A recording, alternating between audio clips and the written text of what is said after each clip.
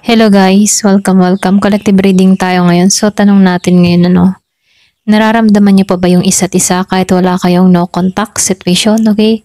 Kahit ba wala kayong komunikasyon, nararamdaman niyo pa rin ba yung isa't isa? So ito yung energy mo, ito yung energy ng person mo, okay? So be open-minded po, hindi halos lahat makaresonate. Thank you nga po pala sa mga nagsusubscribe, sa mga bumabalik. Maraming pong salamat. Give me the message. So, start muna tayo sa'yo, yung energy mo. Nararamdaman mo pa ba yung person mo kahit wala kayong no contact situation? Give me the message. Nararamdaman mo pa rin ba yung presensya ng person mo, yung energy ng person mo? Ramdam mo pa ba siya? Give me the message.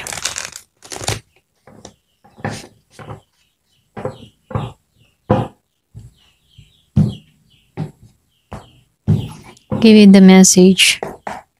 Nararamdaman pa rin ba ang person mo?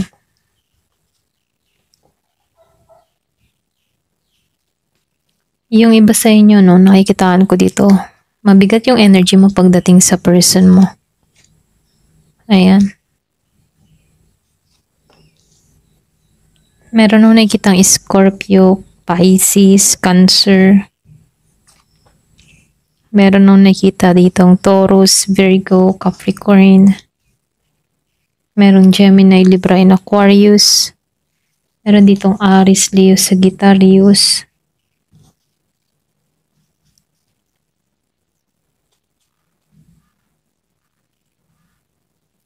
Halos lahat nandito. Ayan. So dito, nakikitaan ko dito. Yung iba sa inyo, tingin mo sa taong ito, sinungalin. Maraming nilihim sa'yo. Maraming mga tinatago. Yung iba sa inyo, ito yung dahilan kung bakit nawalan ka ng gana, nawalan ka ng amor dito sa taong ito. Yung iba sa inyo, hindi mo na to nararamdaman tong taong ito or pwede rin sinarhan mo na lang talaga yung puso't isipan mo sa kanya rito, okay? Kumbaga, yung iba sa inyo, ayaw mo mag-aksaya ng oras, panahon para isipin tong taong ito. Lumalabas dito, matapang ka, matatag ka, meron nung nakikitang kinat or pwede rin nagiging ka lang ditong matalino sa sitwasyon, okay? Kumbaga, ikaw yung tipo ng tao nasa real talk tayo, ganon, okay? Ayaw mong maging padalos-dalos sa mga nangyayari or ayaw mo din maniwala sa mga sabi-sabi, okay? So, andito ka sa present, sa katotohanan mo. Yung iba naman sa inyo, mas nagiging priority mo dito yung mga natatamasa mong ginhawa dito, yung mga biyayang dumarating sa buhay mo. Yun yung pinagtutuunan mo ng pansin kaysa sa taong ito, okay? So, lumalabas dito, wala pang pagkikita na nangyayari. Madalas mo din makita yung 444, 222, 111, angel number 222, 111, 444. So, dito, nakikitaan ko dito, nagiging kang klaro sa kaisipan mo, okay? Lumalabas dito, meron nung nakikitang wala pang pagkikita, wala pang selebrasyon, wala pang pagpupunyagi. Ayan, walang pagpupunyagi sa inyong dalawa rito. Mas nagiging kang matalas sa action mo, mas nagiging matalas yung kaisipan mo, mas nagiging kang matalino sa sitwasyong kinakaharap mo dito. Ayan. So, lumalabas din dito, merong separation na nangyayari. Hanggang ngayon, nasa separation period kayo ng tao na to. Walang kibuan, walang usap. So, tumatak sa iyo yung kasinungalingan na ginawa ng tao na to. Pero may time kapag nag-iisa ka, naiisip mo pa rin to. Hindi naman mawawala. Okay? Yung iba sa inyo, may time bigla mo na lang din itong naalala. Hindi naman yung point na maghahabol ka or aasamin mo na magbalik to, no? Meron lang time na naaalala mo tong tao na to, pero hindi yung malalim, okay? Bigla lang sumagis sa isipan mo, pero hindi yung dating nararamdaman mo, okay? So dito, nakikitaan ko dito, yung iba naman sa inyo, pinakawalan mo na rin kasi to. Kumaga, tanggap mo na yung connection ninyong dalawa. Hindi mo na rin pinapahaba pa ito para sa inyong dalawa. So, lumalabas dito, nagiging ka na lang matalino sa sitwasyon or nagiging kang logic dito, okay? Mas nangingibabaw sa yung utak mo dito kaysa yung iyong nararamdaman. Kasi dito, ayaw mo magpalinlang din sa iyong nararamdaman. Kaya dito, mas pinipili mong maging alerto yung kaisipan mo, maging sa mga desisyon mo rito. So, meron akong nakikitang umalis. Yung iba sa inyo, mas pinili mong alisan to, okay? So, dito, meron akong nakikitang Year of the Pig. Pwede nga iba sa inyo, naisip ka ng tao na to. Kaya lang, yung iba sa inyo, naisip mo rin to, kaya lang hindi mo makitaan to ng maturity, okay? Pwede may age gap sa inyong dalawa or pwede rin hindi mo siya makitaan ng yung bang tipong na yung sinabi ko nga kanina, maturity, hindi mo siya makitaan ng ganun, okay? Pwedeng meron kang kadiling dito na very childish or pwede rin sarili niya lang ang iniisip niya. Very young yung energy ng taong ito, okay? So, nakikitaan ko dito,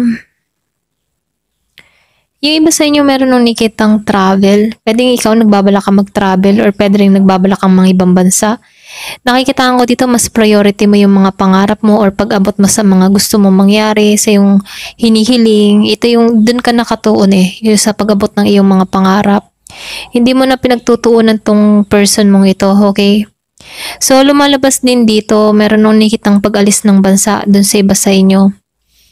Yung iba sa inyo, yung hiwalayan na nangyari sa inyo ay dahilan ng hindi kayo nagkaisa, merong conflict, pagtatalo, or pwede ring sabihin na meron ditong mataas ang ego na pwedeng ito yung naging dahilan kung bakit walang pakikipagkasundo na naganap, okay?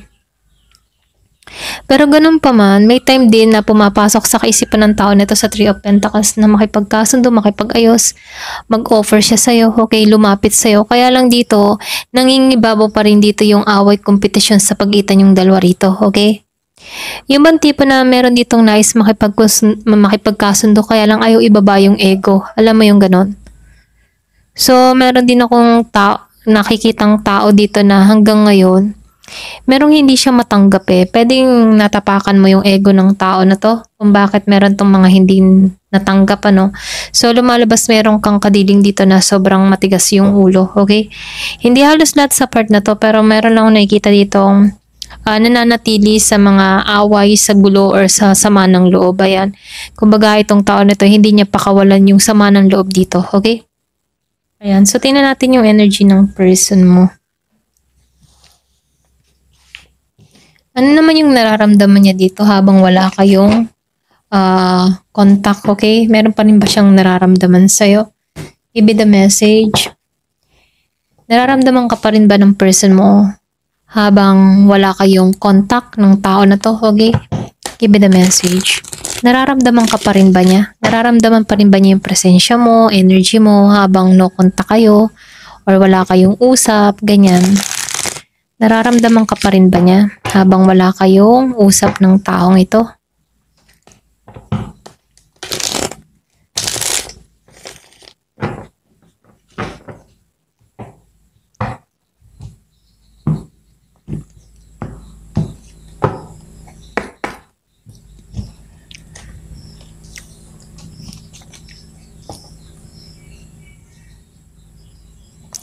Meron kang person dito na hindi marunong makiramdam. Ito lang nakikita ko, no? Ayan, taklaban ko to medyo boldy. Ayan.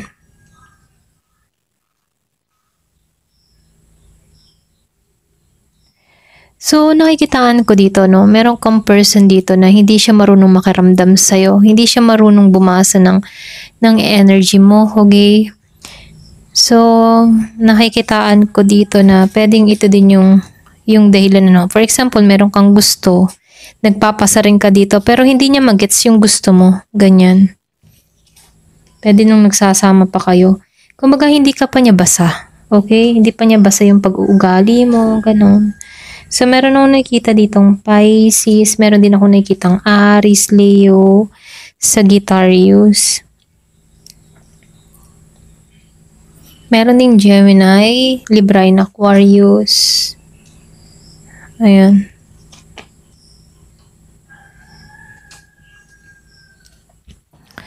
So, dito, lumalabas.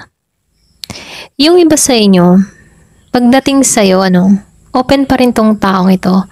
Kumbaga, hindi niya hinaharangan yung depensa niya para sa'yo. Kumbaga, open siya.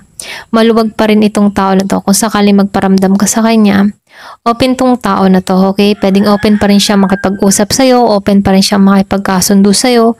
Kaya lang dito, karamihan sa inyo, wala ka namang idea, okay? Na baka sakali na open pa rin tong, yung bang tipo na, wala tong idea kung open ka pa rin ba sa kanya, okay? Pero itong tao na to, open pa rin siya sa'yo, okay? Kumbaga, umaasam-asam pa rin tong tao na to na ikaw yung kusang lalapit sa kanya. Kasi dito, kaya hindi to nagawa ng moves, ano, hindi niya kasi mabasa ikaw kung ano yung, yung tumatakbo sa isipan mo. Hindi kanya maramdaman kung, yung ba tipong, kahit na ako nahingi siya ng sign, ano, hindi niya maramdaman dito kung, ano kaya, itong person ko kaya, pwede pa kaya kami, okay? Pwede ikaw, medyo magaling ka magtago ng iyong nararamdaman, okay? Kaya wala siyang makitang hint kung okay pa, kung okay ka pa ba sa kanya, okay? So dito, no,